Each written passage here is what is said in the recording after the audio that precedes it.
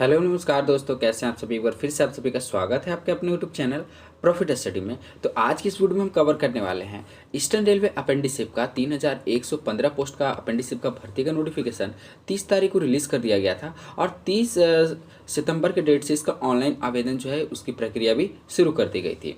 और वहीं अगर लास्ट डेट का बात करें तो 29 अक्टूबर तक इसका आप इजीली फॉर्म फिलअप कर सकते हैं। हालांकि अब साइट पे आपको एरर का प्रॉब्लम देखने को मिल रहा है, ऐसा मैंने भी फेस किया है।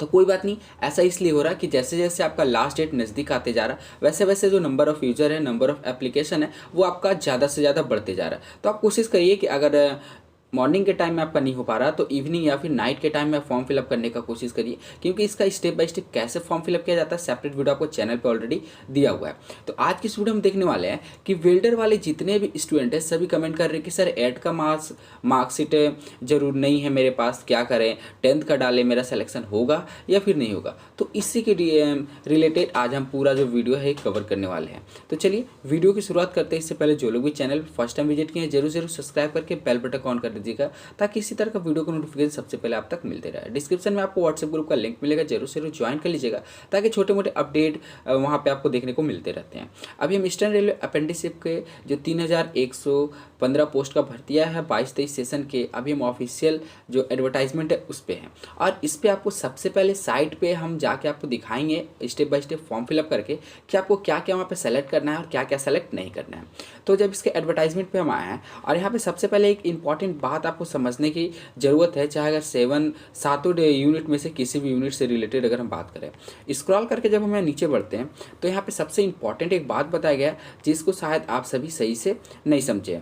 तो जैसे हम चलिए हम उस पॉइंट पे आपको लेके चलते हैं ताकि आपको सही से समझ में सारा कुछ आ जाए। तो ये पॉइंट है आपका एजुकेशनल क्वालिफिकेशन से रिलेटेड। इसमें आपको क्या बताया गया है, देख लीजिए एजुकेशनल क्वालिफिकेशन में कि the candidate must have passed 10th class examination और it's equivalent under 10+2 examination system with minimum 50% marks in aggregated from the recognized board, and also should possess the national trade certificate in the notified trade issue by the NCVT या SCVT। इतना तो आप सभी को clear होगा कि चाहे आप NCVT से पास किए हो या फिर SCVT से पास किए हो, दोनों सर्टिफिकेट धारक इस फॉर्म को अप्लाई कर सकते हैं। प्रॉब्लम आ रहा है सबसे ज़्यादा आपका वेल्डर वालों का। तो यहाँ पे देखिए उसके बाद क्या बताया गया है कि however the following trade the minimum educational qualification.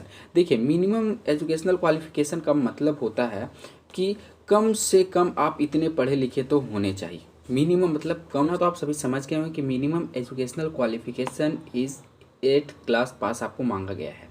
मतलब कम से कम आपने 8 तक पढ़ाई कर रखी हो, उसके बाद आपके पास नेशनल ट्रेड का सर्टिफिकेट NCVT या SCVT प्राप्त किसी भी इंस्टीट्यूट से होना चाहिए। और अगर बात करें कि यहाँ पे टोटल 6 ट्रेड ऐसे हैं जिनके पास मिनिमम एजुकेशनल क्वालिफिकेशन 8 क्लास का सर्टिफिकेट होना अनिवार्य है, जिसमें आपका वेल्डर हो गया, सीट मेटल वर्कर हो गया, लाइनमैन हो गया, वायरमैन, कारपेंटर और पेंटर। तो ये सारे 6 ट्रेड में आपके पास होना चाहिए। अब सबसे बड़ी बात होती है कि जिनके पास 8 क्लास का सर्टिफिकेट नहीं है, बहुत सारा ऐसा कमेंट है जिनके पास वहाँ पे 8 क्लास में सर्टिफिकेट नहीं दिया जाता, मार्कशीट नहीं दिया जाता है, वैसे स्टूडेंट क्या करेंगे।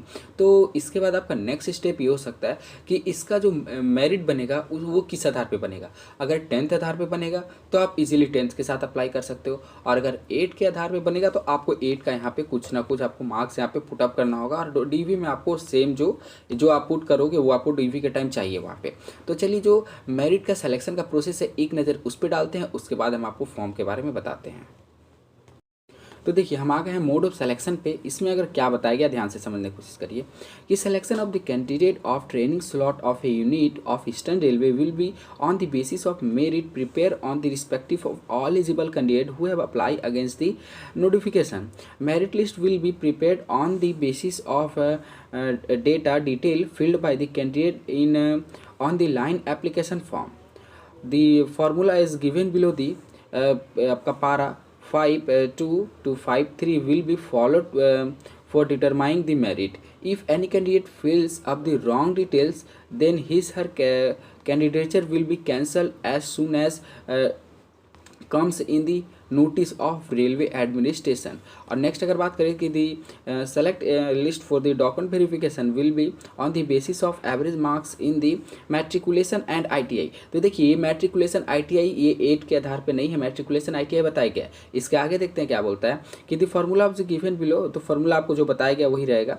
ये आपको देखिए 8 के आधार पे, जो 10th के आधार पे है मेरिट 10 प्लस ITI का, वो आपका ये एवरेज रहेगा। और यहाँ पे उसके बाद आपको नीचे ये भी बताया गया है कि 8 के आधार पे जो जिसका मेरिट बनेगा, जो 6 ट्रेड का हमने बात किया था उसका भी यहाँ पे बताया गया है कि for the trade for which 8 class pass in the examination the merit list would be prepared for the eligible candidate including those who have qualification of matriculation and who OPT for this trade based on the average marks obtained both in class 8 standard and ITI examination given equal weightage to both। देखिए चाहे आपने 10th plus ITI के आधार पर form भरा है या 8 plus ITI के आधार पर फॉर्म भरा है, आपको जो वरीयता दी जाएगी सेम दी जाएगी, ठीक है। इक्वल वेटेज के आधार पे आपका यहाँ जो मेरिट है वो बनने वाला है। जो 8 से है वो 8 से उनका मेरिट बनेगा, जो 10th से है वो 10th से उनका मेरिट बनेगा। वहीं अगर नेक्स्ट यहाँ पे बात करें कि क्या बताया गया है कि marks obtained in the class 8 and examination, ये तो आप हम लोगों ने देख लिया, टू बोथ। उसके बाद आपको बताया गया है कि जो मेरिट लिस्ट है वो कैसे यहाँ पे प्रिपेयर किया जाएगा और DP के टाइम 1.5 गुने कैंडिडेट को बुलाया जाएगा। तो इतना सारा प्रोसेस था। आप सभी को मैंने सबसे पहले बोलता हूँ कि कोई भी फॉर्म है नोटिफिकेशन एक बार अच्छे से आपको रीड कर लेनी चाहिए। अब चलिए आपको इसके ऑफिशियल साइट पर लेके चलते हैं और स्टेप बाय स्टेप आपको दिखाते हैं कि अगर आप 8 प्लस ITI अगर करते हैं तो आपका फॉर्म होता है या फिर नहीं होता है, या फिर आप 10th प्लस ITI करके अगर वेल्डर कैटेगरी से सेलेक्ट करते हैं या 6 कैटेगरी में से कोई एक कैटेगरी को लेते हैं तो आपका फॉर्म सबमिट होता है या फिर नहीं होता है। तो देखिए हम एप्लीकेशन वाले ऑनलाइन मेन वेबसाइट पे आ गए हैं ईस्टर्न रेलवे के, जिसमें हम आपको बताते हैं कि 8 प्लस अगर आप ITI डालते हो, 10th प्लस ITI डालते हो तो क्या होता है, फॉर्म सिचुएशन कंडीशन किस टाइप से होता है वो आपको सामने फ्रंट टू फ्रंट ऑनलाइन हम लेके चलते हैं। तो जैसे चलिए स्क्रॉल करके नीचे बढ़ते हैं और यहाँ पे click here to proceed further लिखा है, सीधे सिंपल आपको क्लिक कर देना है। सारा स्टेप बाय स्टेप आप प्रॉब्लम को समझते चलिए। नेक्स्ट यहाँ पे क्या बोला है कि आपको ट्रेड सेलेक्ट करना है। अगर मान लीजिए यहाँ पे आप फॉर्म फिलअप करते समय आपसे गलती हो जाता है तो कोई बात नहीं, फिर से आपको रजिस्ट्रेशन करना है, ठीक है।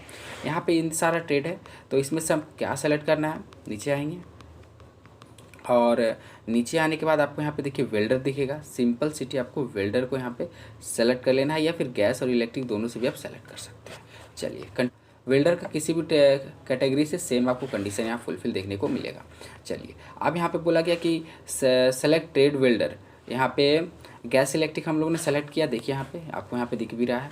और आपको डिसेबिलिटी है या नहीं उसमें आपको सेलेक्ट करके और नेक्स्ट पे क्लिक कर देना। तो हम नो में है तो नो में क्लिक किए, बाकी अगर आप होंगे तो आप यस में क्लिक कर दीजिएगा। तो देखिए यहाँ पे बोल रहा है कि आपने जो भी ट्रेड सेलेक्ट किया वो सही है और डिसेबिलिटी के बारे में जो सेलेक्ट किया वो सही है। अगर आप सारा सही है तो कंटिन्यू पे प्रेस करके नेक्स्ट प्रोसेस में आपको आगे बढ़ जाना है।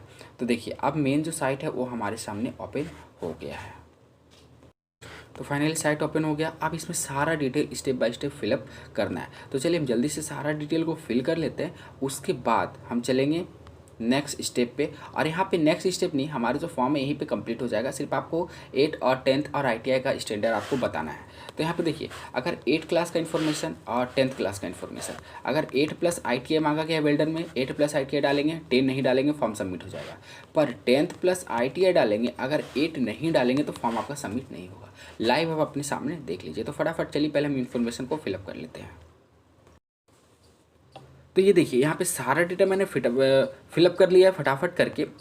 और यहाँ पे सबसे इम्पॉर्टेंट जो बात है वो आपको इस टॉपिक पे ध्यान देना है।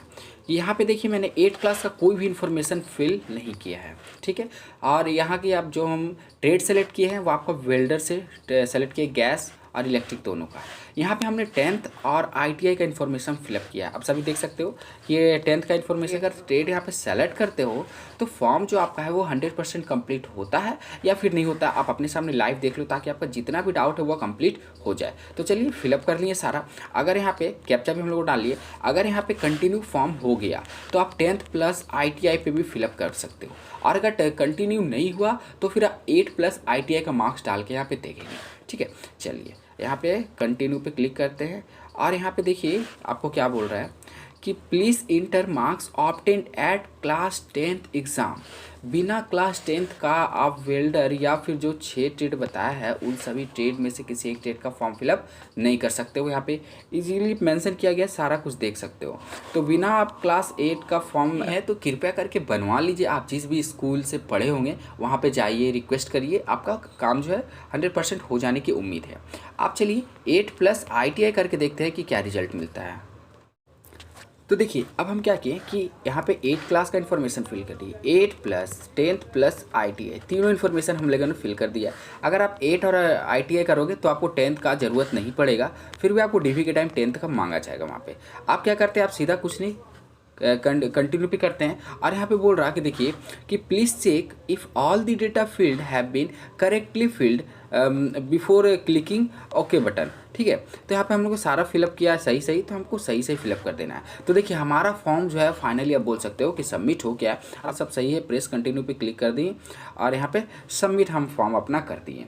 तो आप सभी ने देखा कि क्या प्रोसेस यहाँ पे किया गया। अगर आप वेल्डर या फिर 6 अन्य ट्रेड्स है जिसमें 8 क्लास कंपलसरी है, अगर उससे फॉर्म अप्लाई करते हो तो आपको 8 क्लास का मार्क्स वहाँ पे फिलअप करना ही होगा। ठीक है, और अगर उससे कंपलसरी नहीं होगा तो आप 8 क्लास का मार्क्स फिलअप करो ना करो कोई दिक्कत नहीं है। बाकी जितने भी फिटर, इलेक्ट्रीशियन, मैकेनिस्ट हो गया, इसमें आपको 8 क्लास का मार्क्स फिल नहीं करना है, सिर्फ 10th+ ITI डालना है। तो ये सारी बातों को आपको ख्याल रखते हुए फॉर्म फिलअप करना है। वीडियो कैसा लगा वीडियो को कमेंट बॉक्स में जाके कमेंट कर दीजिएगा। चैनल पर फर्स्ट टाइम वीडियो जरूर सब्सक्राइब करके बेल बटन ऑन कर दीजिएगा। हम फिर मिलेंगे आपसे रेलवे का कोई नया अपेंडिसिप या फिर नया कोई नोटिस, नया जानकारी के साथ। तब तक के लिए जय हिंद, जय भारत।